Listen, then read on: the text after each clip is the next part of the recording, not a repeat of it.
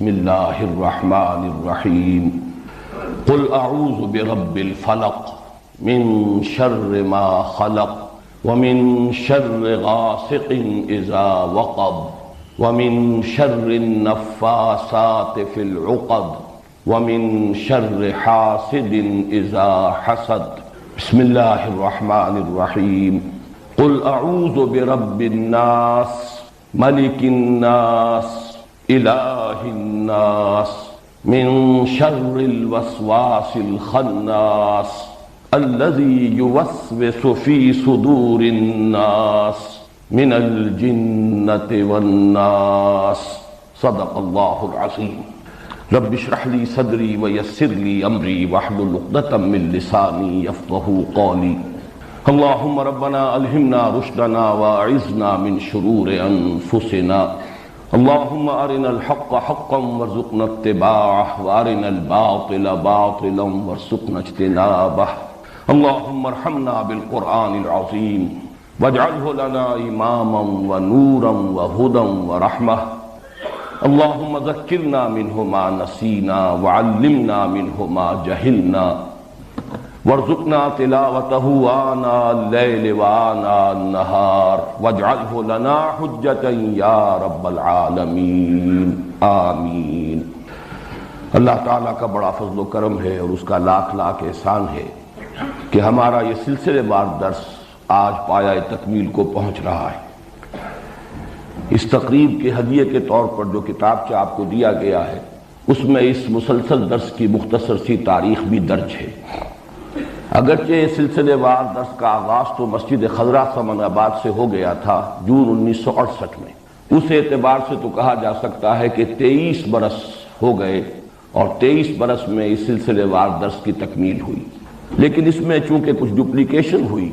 سن 74 میں ہمارا وہ درس مسجد خضرا سمن آباد سے مسجد شہداء مال روڈ پر منتقل ہوا، تو وہاں پر بھی میں نے جہاں اس منتخب نصاب کا بھی دوبارہ درس دیا جو مطالعہ قرآن حکیم اور دعوت رجوع القرآن کی اس تحریک کے لیے بمنزلہ اساس ہے، اور پھر سلسلے وار درس کا آغاز بھی ابتدا سے دوبارہ کیا۔ اس پہلو سے یہ 17.5 برس کی داستان ہے، اس لیے کہ یہ سلسلہ درس جو اب تکمیل کو پہنچ رہا ہے یہ وہ ہے کہ جو سن 74 میں مسجد شہداء مال روڈ سے شروع ہوا تھا۔ قرآن حکیم کی سورتوں کا آخری جوڑا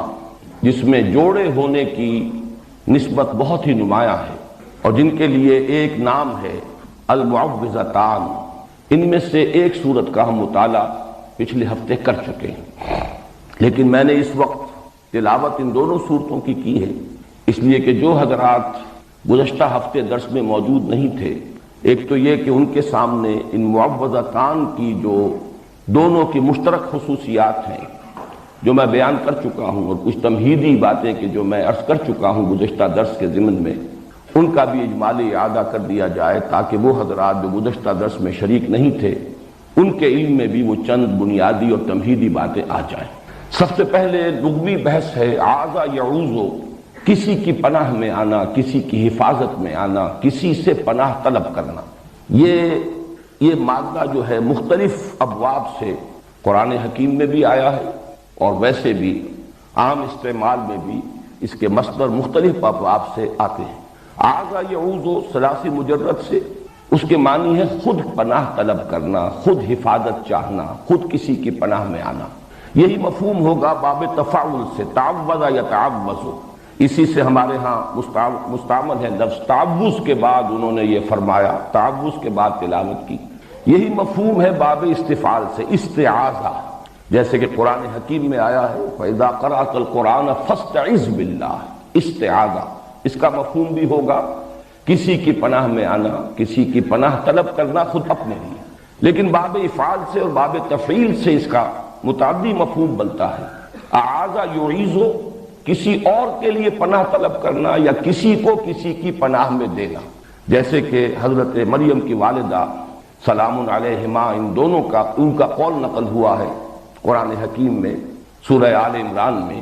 وَإِنِّي أُعِيذُهَا بِكَ وَذُرِّيَّتَهَا مِنَ الشَّيْطَانِ الرَّجِيمِ، کسی کو پناہ میں دینا۔ اسی سے باب تفعیل میں تعویذ کا لفظ بنا ہے جو ہمارے ہاں عام بول چال میں مستعمل ہے، تعویذ۔ تعویذ کے معنی بھی ہوں گے کسی کی پناہ میں دینا یا کسی اور کے لیے پناہ طلب کرنا، اسی سے یہ اسم فاعل ہے۔ المعوذتان، دو پناہ طلب کرنے والی صورتیں یا دو وہ صورتیں جو کسی کو کسی کی پناہ میں دیتی ہیں، انسانوں کو اللہ کی پناہ میں دینے والی ہیں۔ جیسے کہ میں نے عرض کیا، یہ قرآن حکیم میں جو صورتوں کے مابین نسبت زوجیت ہے، جوڑے جوڑوں کی شکل میں ہے، اکثر و بیشتر صورتیں قرآن حکیم کی، اس کی نمایاں ترین مثال یہی ہے۔ بلکہ یہ کہ سورہ فاتحہ جو پورے قرآن حکیم کے لیے ایک دیباچے کے طور پر ہے، مقدمے کے طور پر ہے، خود اپنی جگہ اتنی عظیم صورت ہے کہ اسے خود کہا گیا ہے والقرآن العظیم وَلَقَدْ آتَيْنَاكَ سَبْعًا مِنَ الْمَثَانِي وَالْقُرْآنَ الْعَظِيمِ، اور حضور نے فرمایا کہ سبع مثانی بھی یہ سورہ فاتحہ کی 7 آیات ہیں، اور قرآن عظیم ہے اپنی جگہ مکمل قرآن۔ اس کے بعد جو دو صورتیں آتی ہیں، سورہ بقرہ، سورہ آل عمران، ان کو بھی حضور نے ایک نام دیا ہے، لیکن وہ زیادہ مشہور و معروف نہیں ہے۔ الزہراوان، الزہراوین، دو نہایت تابناک اور نہایت روشن صورتیں، سورہ بقرہ، سورہ آل عمران، بلکہ ان کے لیے یہ آتا ہے کہ یہ میدان حشر میں غیایتان یا غمامتان کی شکل میں ظاہر ہوں گی، دو ایسی بدلیوں کی شکل میں، یا دو جیسے پرندوں کے جھنڈ جیسے ہوتے ہیں جن سے سایہ ہو جاتا ہے، تو حشر میں ان کا ظہور ہوگا اس صورت میں۔ اور جن لوگوں کو ان صورتوں سے محبت تھی اور جو تعلق خاطر رکھتے تھے ان کے ساتھ، ان پر وہ سایہ کریں گی میدان حشر۔ تو ابتداء میں بھی الزہراوین اور اختتام پر المعوذتین۔ باقی یہ کہ جوڑے ہونے کی نسبت قرآن حکیم میں بعض مقامات پر بہت نمایاں ہے، بعض مقامات پر قدر خفی ہے، یہاں پر وہ نسبت بہت نمایاں ہے۔ ایک تو یہ کہ ایک ہی مضمون ہے، صاف نظر آ رہا ہے، تعوذ، تعویذ۔ پھر یہ کہ اس کو جو تقسیم کیا گیا ہے اس کے اعتبار سے ہمیں یہ نظر آتا ہے کہ یہ کوئی الٹپ تقسیم نہیں ہے، بلکہ بڑی حکیمانہ تقسیم۔ یہ ایک مضمون کو مکمل کرنا ہے دو حصوں میں، اور صحیح تر تمثیل ہوگی کہ یہ ایک تصویر کے دو رخ ہیں۔ انسان پر کچھ آفات وہ ہیں جو خارج سے اس پر وارد ہوتی ہیں، اثر انداز ہوتی ہیں، ان سے پناہ طلب کرنے کی تلقین ہے سورۃ الفلق میں۔ قل اعوذ برب الفلق من شر ما خلق ومن شر غاسق اذا وقب ومن شر النفاثات في العقد ومن شر حاسد اذا حسد۔ اور ایک مصیبت وہ ہے جو خود انسان کے اپنے اندر سے ہو کر اس پر اثر انداز ہوتی ہے، وہ وسوسہ۔ ظاہر بات ہے کہ وسوسہ جو ہے وہ چاہے شیاطین انس کی طرف سے ہو یا شیاطین جن کی طرف سے ہو، وہ خود انسان کے باطن پر اثر انداز ہوتا ہے۔ نفس کے اندر جو داعیات موجود ہیں، اس کا اپنے نفس امارہ، اس کی اپنی حیوانی جبلتیں، اس کے اپنے اینیمل انسٹنکٹس، وہ ہیں کہ جو بھڑکتے ہیں، مشتعل ہوتے ہیں، اور اس سے پھر انسان کے دین اور ایمان کو، اس کی سلامتی کو خطرہ لاحق ہوتا ہے۔ تو بہترین حکیمانہ تقسیم کر دی گئی، خارج سے اثر انداز ہونے والے خطرات اور مضرات وہ سورۃ الفلق میں، اور انسان کے اپنے باطن میں سے ہو کر اس کے دین و ایمان پر ڈاکہ ڈالنے والی مصیبت، اس سے تعوذ سورۃ الناس میں۔ پھر ایک اس میں عکسی ترتیب بھی ہے۔ سورۃ الفلق میں آپ دیکھیں گے کہ مستعاذ بہی، جس کی پناہ طلب کی جا رہی ہے، وہ صرف ایک آیت میں آیا قل اعوذ برب الفلق،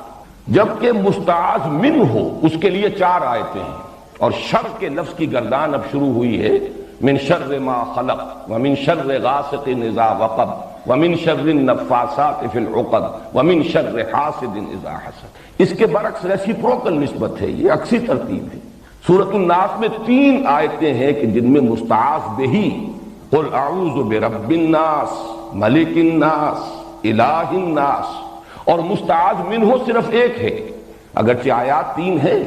لیکن شر کا لفظ ایک ہی مرتبہ آیا ہے، من شر الوسواس الخناس الذي يوسوس في صدور الناس من الجنۃ والناس۔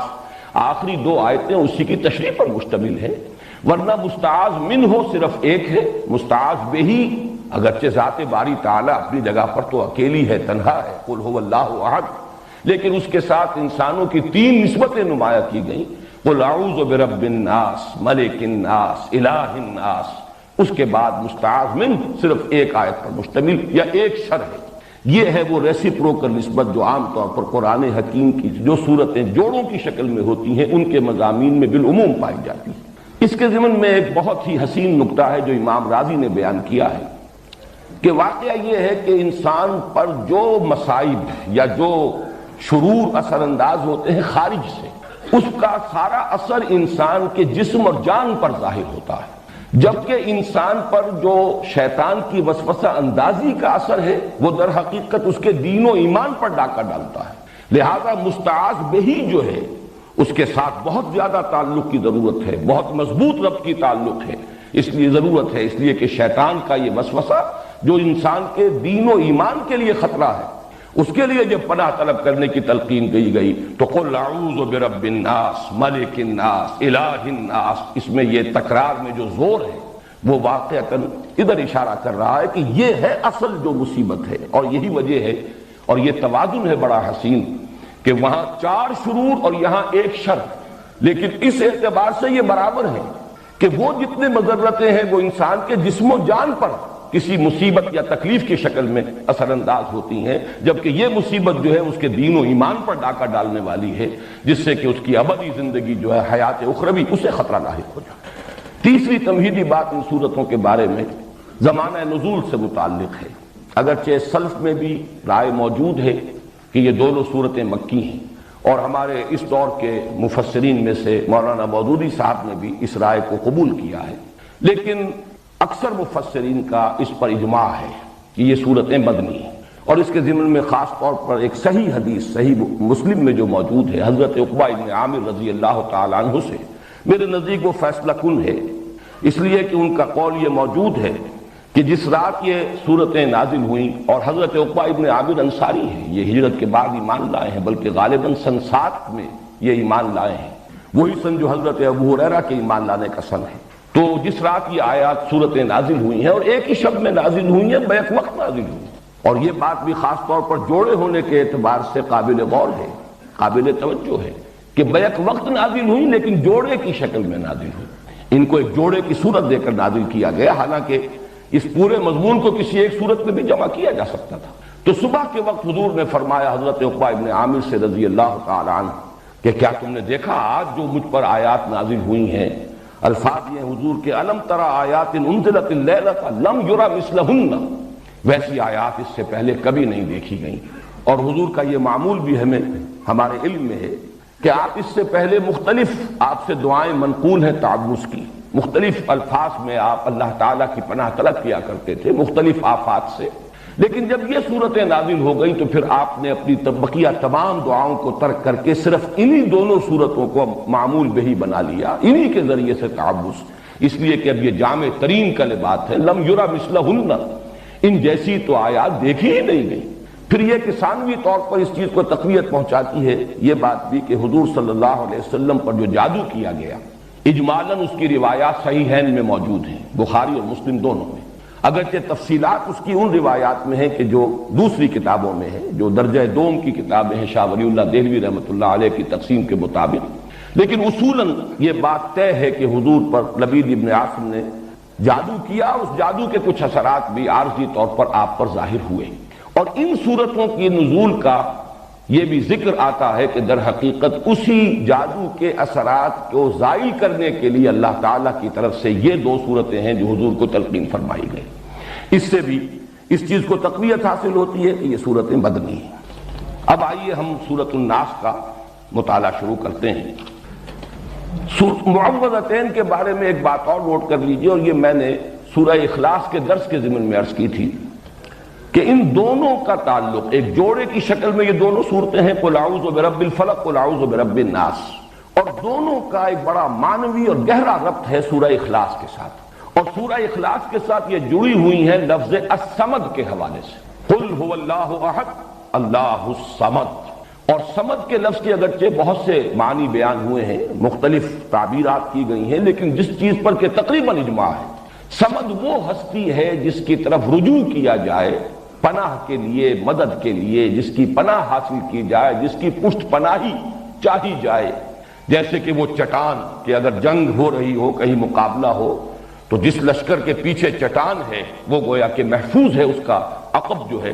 اور اس اعتبار سے ہمیشہ وہ چٹان کو اپنے پیچھے رکھ کر یا کوئی پہاڑ کے دامن میں آ کر، تاکہ ایک طرف سے خطرہ ہو صرف سامنے سے، پیچھے سے کوئی خطرہ لاحق نہ ہو، تو اس چٹان کو بھی صمد کہا جاتا ہے۔ بڑے بڑے سردار جو ہوتے تھے انہیں صمد کہتا تھا. اور یہ لفظ وہ ہے جو قرآن حکیم میں صرف ایک مرتبہ آیا، قل هو اللہ احد اللہ الصمد. تو یہ جو اللہ تعالیٰ کی ذات کی شان ہے کہ اسی کی پناہ طلب کی جا سکتی ہے. تمام آفات سماویہ ہوں، ارضیاں ہوں، خارجی ہوں، باطنی ہوں، نفسانی ہوں یا یہ کہ مادی ہوں، ان سب سے جس ہستی کی پناہ طلب کی جانی چاہیے یا کی جا سکتی ہے یا جو ہستی کے پناہ دے سکتی ہے وہ صرف ایک ہے اور وہ اللہ. قل هو اللہ احد اللہ الصمد. اس حوالے سے یہ پناہ طلب کرنے کی تلقین اس ذات سے جو صمد ہے اپنی شان میں، اس سے پناہ طلب کرو. کن کلمات سے؟ قل اعوذ برب الفلق الى آخر السورہ، قل اعوذ برب الناس الى آخر السورہ. تو گویا کہ یہ دونوں صورتیں آپس میں جوڑے ہونے کی حیثیت رکھتی ہیں اور پھر دونوں کی دونوں منسلک ہیں سورہ اخلاص سے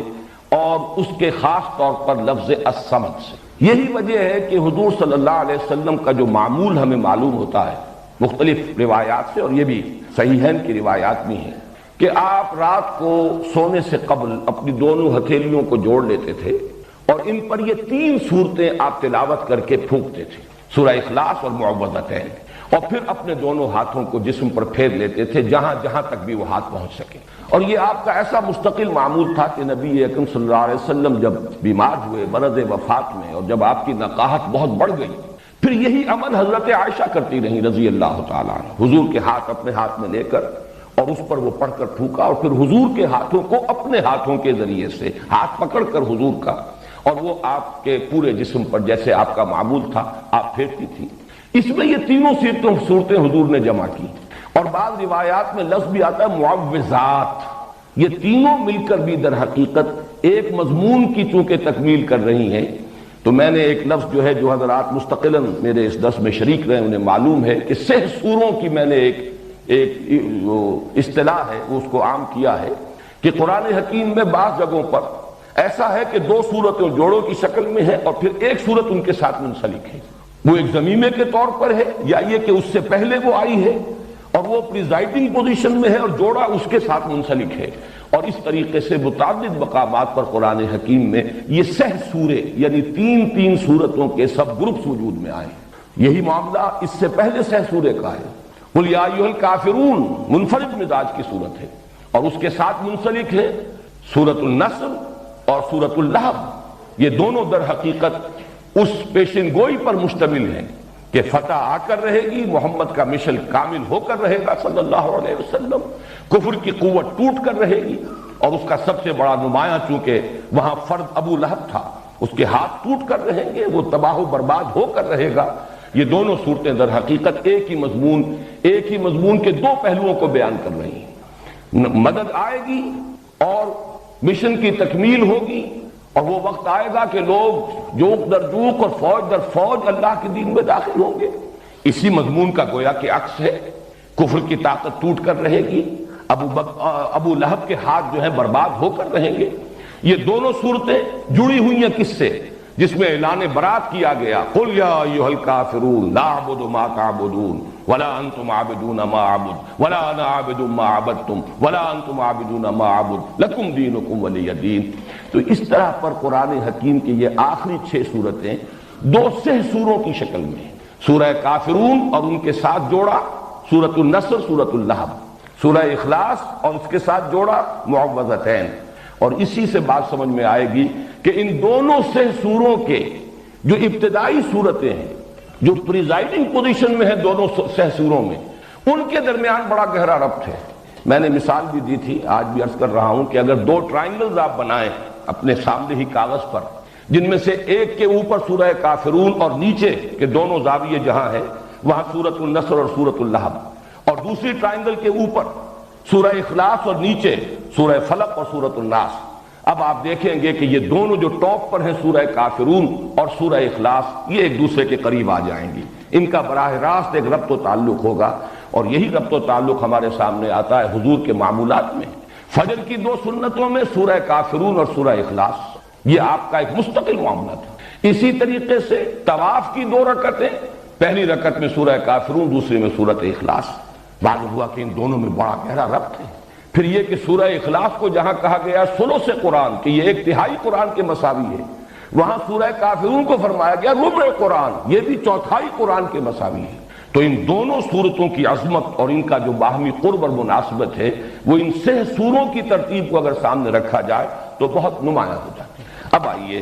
قل اعوذ برب الناس ملک الناس الہ الناس، یہ ہے مستعاذ بہی، جس کے ذریعے سے استعاذہ کیا جا رہا ہے، جس کی پناہ طلب کی جا رہی ہے، یا جس کی پناہ طلب کرنے کی تلقین کی جا رہی ہے۔ قل کے لفظ کو شامل کیجئے، کہو میں پناہ میں آتا ہوں، میں پناہ طلب کرتا ہوں لوگوں کے رب کی، لوگوں کے بادشاہ کی، لوگوں کے الہ اور معبود کی۔ یہ جو 3 الفاظ آئے ہیں اور ہم ان تینوں آیات پر ایک ہی وحدت کی حیثیت سے غور کریں گے، اس لیے کہ یہ مستعاذ بہی ہے، جس کی پناہ طلب کی جا رہی ہے، جس کی حفاظت چاہی جا رہی ہے۔ ان میں سب سے پہلے، جیسا کہ میں نے اپنے آخری درس میں عرض بھی کیا تھا، سورہ اخلاص کا جب ہم مطالعہ کر رہے تھے کہ اگرچہ اس سے پہلے درس کے دوران لفظ اللہ جو ہے، اللہ کا یہ نام بے شمار مرتبہ آیا ہے، لیکن شروع میں اس کی وضاحت کی تھی، اللہ کی لغوی بحث، اس کا مادہ کیا ہے، اس کے مفاہیم کیا ہیں، یا پھر میں نے سورہ اخلاص میں آ کر ان باتوں کو دہرایا ہے۔ اور میں نے عرض کیا تھا کہ لفظ رب کا جہاں تک تعلق ہے اس پر انشاءاللہ گفتگو ہوگی سورۃ الناس میں، حالانکہ یہ لفظ سورۃ الفلق میں بھی آ چکا ہے، قل اعوذ برب الفلق قل اعوذ برب الناس۔ آج میں چاہتا ہوں کہ اس لفظ کی بھی لغوی بحث، اور اس میں ایک اشکال ہے، وہ اشکال ہے کہ جس میں میں بھی بہت عرصے تک مبتلا رہا ہوں، اس لیے کہ عام طور پر اس لفظ کا ترجمہ کیا جاتا ہے پالن ہار، پروردگار، پرورش کرنے والا، درجہ بدرجہ ترقی دینے والا۔ حالانکہ یہ لفظ جب آتا ہے قرآن مجید میں، جیسے کہ سورہ بنی اسرائیل میں آیا ہے وَقُلْ رَبِّ ارْحَمْهُمَا كَمَا رَبَّيَانِي صَغِيرًا، اب یہ ربیانی یہ تربیت سے بنا ہے، باب تفعیل ہے، تربیہ۔ اب یہ کہ یہ مادہ را با با سے ہے یا را با وا سے ہے، اس میں بڑی بحث اور بڑا اشکال مجھے بھی رہا، اس لیے کہ در حقیقت را با اور با رب، اس کا اصل مفہوم جو سمجھ میں آتا ہے وہ ہے مالک ہونا، رب الدار، گھر کا مالک، رب المال، مال والا، جس کی انویسٹمنٹ ہے، مضاربت اگر ہے، ایک شخص جو ہے اس نے انویسٹ کیا ہے وہ رب المال ہے، اور دوسرا شخص جو ہے وہ مضارب ہے، وہ کام کر رہا ہے، محنت کر رہا ہے۔ تو رب کا لفظ جہاں بھی آتا ہے در حقیقت اپنے اصل مفہوم میں، اس کا مفہوم جو ہے لغوی، مجھے جو اشکال لاحق رہا وہ یہی تھا کہ وہ تو اس کے استعمالات کا اگر ہم جائزہ لیں تو وہ تو مالک ہونے کے مفہوم میں آتا ہے، رب المال، رب الدار، رب البیت۔ اس میں رب کا لفظ، اب جیسے خاص طور پر رب البیت، یہ جو خانہ کعبہ ہے اس کا رب، خانہ کعبہ کی تو کوئی تربیت نہیں، اس کی کوئی پرورش نہیں، اس کا کوئی پالنا پوسنا نہیں، وہاں تو در حقیقت رب کا مطلب مال، جیسے رب المال ہے اسی طرح رب الدار ہے، مال والا، گھر والا، مال کا مالک، رب کا مالک، وہ گھر کا مالک۔ لیکن یہ کہ یہ لفظ جو ہے، اب میں نے اس پر جب مزید غور کیا تو متعدد الفاظ ایسے ہیں کہ جس میں یہ را با با جس طریقے سے ہے، اسی طرح شین قاف قاف شق، دال سین سین دس، اس سے جب باب تفعیل میں مصدر بنتے ہیں، جیسے کہ وہاں پر شق سے جو شین قاف یا، یہ بھی مادہ ہے، شین قاف یا کا مادہ ہے جس کا مفہوم آتا ہے نامراد ہونا، شقاوت، شقی جو نامراد ہے، ناکام ہے۔ اب جب سورہ طٰہٰ میں لفظ آیا طٰہٰ ما انزلنا علیک القرآن لتشقیٰ، طٰہٰ ہم نے یہ قرآن آپ پر اس لیے تو نازل نہیں کیا، وہاں ترجمہ میں دیکھتا ہوں کہ آپ مشقت میں پڑھیں، حالانکہ مشقت کے لفظ کے لیے مادہ آنا چاہیے شین قاف قاف، وہاں شین قاف یا ہے تشقا، تو یہ ایک اشکال رہا میرے ذہن میں۔ اسی طریقے سے دسا، دال سین سین، اور دسا یہ جو آیا ہے قد افلح من دساہا وقد خاب من، قد افلح من زکاہا وقد خاب من دساہا، یہاں پر بھی وہ اشکال ہے۔ تو یہ اشکال ہوا امام راضی کی جب تفسیر میں پڑھ رہا تھا سورۃ الشمس کی، تو انہوں نے بعض نحویین کا یہ قول نقل کیا کہ یہ مادے در حقیقت دال سین سین اور دال سین یا، یہ بہت ایک دوسرے کے برابر ہم معنی ہے، بلکہ ایک ہی لفظ کی بدلی ہوئی شکل ہے۔ یہی اصول اگر ہم اس کا اطلاق کریں را با با اور را با وا پر، تو اس کا مطلب یہ ہے کہ یہ دونوں الفاظ بہت قریب ہیں، ان کو علیحدہ مادے بھی کہا جا سکتا ہے اور ایک مادہ بھی قرار دیا جا سکتا ہے۔ چنانچہ میں نے جب تحقیق کی ہے تو عجیب صورت سامنے آئی کہ لغت کے ایک بہت بڑے امام اور خاص طور پر مفردات القرآن کے مصنف، اتنی عظیم کتاب لکھنے والے امام راغب اصفہانی، انہوں نے را با با کے مادے کے ساتھ اس میں رب کے ساتھ صرف ربا یربی کو ایک ہی کہا ہے کہ یہ ربا یربی تربیت، اور را با با یہ در حقیقت ایک ہی مادہ، یہ دو مادے علیحدہ ہیں ہی نہیں۔ جبکہ فؤاد عبد الباقی، اس نے جو کتاب لکھی ہے المعجم المفہرس لالفاظ القرآن الحکیم، اس نے اس کو بالکل برعکس رب کے ساتھ صرف اربابن، ربیون، ربانیون، ربائب کے لفظ کو جمع کیا ہے، باقی اربا یربی، ربا یربی، ان سب کو وہ ایک علیحدہ جو مادہ ہے اس کے ساتھ لیتے ہیں۔ اس اعتبار سے ان میں جو قرب ہے، ان میں جو ترادف پیدا ہو گیا ہے، اور دو اتنے عظیم جو ہمارے مفکرین ہیں لغت کے ماہرین، ان میں بھی یہ اختلاف پیدا ہوا، تو اس کی بنا پر یہ سمجھیے کہ یہ رب کا مفہوم جو عام طور پر عام ہو گیا ہے، پالنے والا، پوسنے والا، یہ اس وجہ سے ہے کہ یہ را با وا اور را با با یہ دونوں بالکل ہم معنی اور ایک دوسرے کے قریب اور مترادف یہ مادے ہیں۔ اس لیے عام طور پر ترجمہ جب بھی رب کا کیا جائے گا تو پالنہار، پروردگار، پالنے والا، پوسنے والا، بلکہ یہ کہ امام راغب اصفہانی نے تو کہا ہی یہ ہے کہ را با با ہے ہی تربیہ، اور تربیہ کا مفہوم کیا ہے؟ کسی شے کو حالن فحالن ترقی دینا، درجہ بدرجہ ترقی دیتے ہوئے اس کے نقطہ عروج تک، اس کے نقطہ کمال تک پہنچا دینا، یہی لفظ رب کا اصل مفہوم ہے۔ اس کے بعد آئیے دوسرا لفظ ملک، اس میں بھی نوٹ کیجئے ملکیت، مالکیت، اور اس سے آگے ملکیت، بادشاہت، یہ بھی مادہ تو ایک ہی ہے۔ یہی وجہ ہے کہ سورہ فاتحہ میں مالک یوم الدین بھی ہے اور ملک یوم الدین بھی اس کی قرأت موجود ہے۔ مالک اور ملک میں کوئی فرق نہیں، اس لیے کہ ملکیت ہی پہ سارا معاملہ ہے۔ جو شے میری ملکیت ہے، اس کا مطلب یہ ہے کہ میں اس میں حق تصرف رکھتا ہوں، جو چاہوں اس کے ساتھ معاملہ کروں۔ یہ امتحانی وقفہ ہے، تمہیں جانچا جا رہا ہے، پرکھا جا رہا ہے۔ ایکم احسن عملا، اس کو بھی اقبال نے اسی نظم میں خوب بیان کیا ہے کہ قلزم ہستی سے تو ابھرا ہے مانند حباب، اس نیا خانے میں تیرا امتحان ہے۔ اب اگر تو دو چیزیں انسان پر واضح رہیں، اور نہ صرف واضح رہیں، مستحضر رہیں، واضح تو ہو جاتی ہے ایک چیز، پھر آدمی بھول جاتا ہے، ان کو فائدہ نہیں دیتا اس کو۔ مستحضر ایک یہ کہ اصل زندگی آخرت طویل ہے، بل تؤثرون الحیات الدنیا والآخرۃ خیر وابقیٰ، کلا بل تحبون العاجلہ وتذرون الآخرہ۔ تم اس عاجلہ کو پسند کرتے ہو، اس دنیا کی زندگی کو تم ترجیح دیتے ہو، جبکہ آخرت ہے جو باقی رہنے والی ہے، ابدی۔ اگر تو یہ معلوم ہو، جیسا کہ سورہ عنکبوت کی آیت کے حوالے سے میں نے آپ کو آیت سنائی کہ وما هذه الحیاۃ الدنیا الا لہو ولعب وان الدار الاخرۃ لہی الحیوان لو کانوا یعلمون۔ اصل زندگی جو ہے وہ آخرت کی زندگی ہے، کاش کہ انہیں معلوم ہو۔ ایک حقیقت تو یہ معلوم ہو اور مستحضر ہو کہ اصل زندگی آخرت کی زندگی، اور دوسری حقیقت یہ کہ یہ دنیا کی زندگی ایک امتحانی وقفہ ہے۔ قلزم ہستی سے تو ابھرا ہے مانند حباب، اس نیا خانے میں تیرا امتحان ہے۔ یہ مستحضر رہے تو اس کا نتیجہ کیا نکلے گا؟ انسان دنیا پرست نہیں بنے، متاع ہے دنیا، برتنے کی چیز ہے۔ وما هذه الحیات الدنیا الا متاع، برتنے کی چیز ہے، برتو اسے۔ اب میں یہاں آپ کو کچھ حدیثیں بھی سنا دینا چاہتا ہوں۔ ایک حدیث میں حضور نے عجیب نقشہ کھینچا ہے، مالی ولی دنیا، لوگوں مجھے تمہاری دنیا سے کیا سروکار؟ انما مثلی کراکب استظل تحت شجرۃ ثم راح فترکا،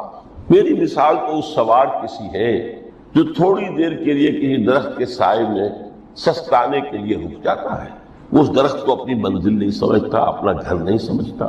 تھوڑی دیر کا سستانا ہے، پھر وہ اس درخت کو خیر بات کہتا ہے، اپنا راستہ لیتا ہے، اپنی منزل کی طرف رواں ہو جاتا ہے۔ بس اتنا تعلق، منزل یاد رہے۔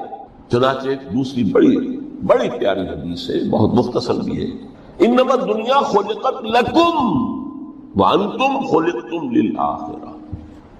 دیکھو یہ دنیا تمہارے لیے بنائی، خلق لکم ما فی السماوات وما فی الارض، قرآن میں کہتا ہے۔ اس لیے میں نے کہا تھا خلافت ہمیں دینی تھی تو سب کچھ ہمارے لیے بنایا گیا، یہ محفل سجائی گئی ہے ہمارے لیے، یہ سب ہمارے لیے بنایا گیا ہے، پورے عالم کو مسخر کیا گیا ہمارے لیے۔ سخر لکم، سورج بھی، چاند بھی، ہر چیز تمہارے لیے مسخر۔ انما الدنیا خلقت لکم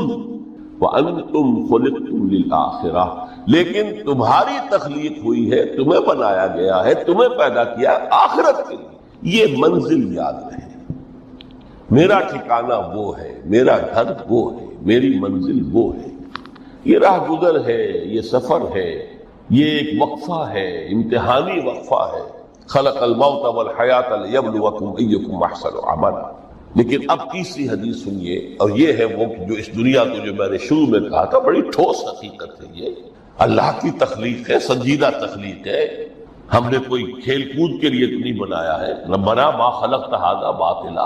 حضور فرماتے ہیں الدنیا مزرعۃ الآخرہ، دنیا آخرت کی کھیتی ہے، یہاں بوؤ گے تو وہاں کاٹو گے،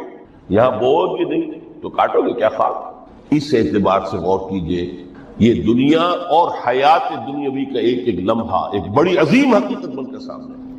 ہماری حیات دنیاوی کا ایک ایک لمحہ ابدی ہے، پوٹینشلی، کیوں کہ اس میں جو کچھ ہم کما رہے ہیں اس کے نتائج ابدی زندگی پر پھیلے ہوئے ملیں گے۔ تو گویا کہ یہ جو ہے، یہ گھڑی محشر کی ہے، طور سے محشر میں ہے، بیشتر غافل عمل کوئی اگر دفتر میں ہے، یہاں کا ایک ایک لمحہ تمہارے لیے بہت قیمتی ہے، یہاں بو، محنت کرو، کاشت کرو تاکہ وہاں کاٹ سکے۔ الدنیا مزرعۃ الآخرہ۔ اب دیکھیے یہ جو انداز ہے قرآن کا،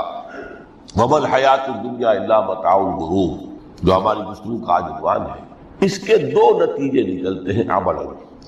ایک نتیجہ جو صحیح ہے، جو قرآن نکالنا چاہتا ہے،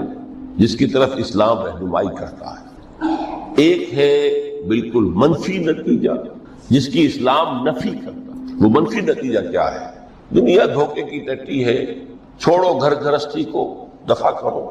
رب سے لو لگانی ہے۔ یہ شادی کر کے اور گھر گھرستی کا کھکیڑ مول لینا، کہاں ایک پیٹ کا پالنا، کہاں 10 پیٹ لگ جائے پیچھے، اسی میں آدمی جو ہے گم ہو کر رہ جاتا ہے۔ لہذا گھر گھرستی کو چھوڑو، تجدد کی زندگی گزارو۔ پھر یہ تمدن ہر جگہ شر ہے، برائی ہے، دھوکہ ہے، فریب ہے، جھوٹ ہے،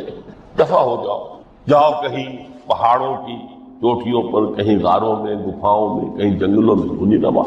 یہ ہے اس کا ایک منطقی نتیجہ، یہ نکلا ہے اور تقریباً تمام مذاہب عالم میں نکلا ہے۔ رحمانیت جس کی جس شد و بد کے ساتھ نفی کی ہے محمد رسول اللہ صلی اللہ علیہ وسلم، لا رحمانیت فی الاسلام، اسلام میں کوئی رحمانیت نفی ہے، مکمل نفی، لا رحمانیت۔ فرمایا کہ النکاح من سنتی، یہ میری سنت ہے، میرا طریقہ ہے، گھر گھرستی کی زندگی اختیار کرنا یہ میری سنت ہے۔ 3 صحابہ پر کچھ اسی طرح کا غلبہ ہو گیا تھا۔ صحابہ میں ہر طرح کے لوگ تھے، ان میں وہ لوگ بھی تھے کہ جو بڑے ریشنلسٹ تھے،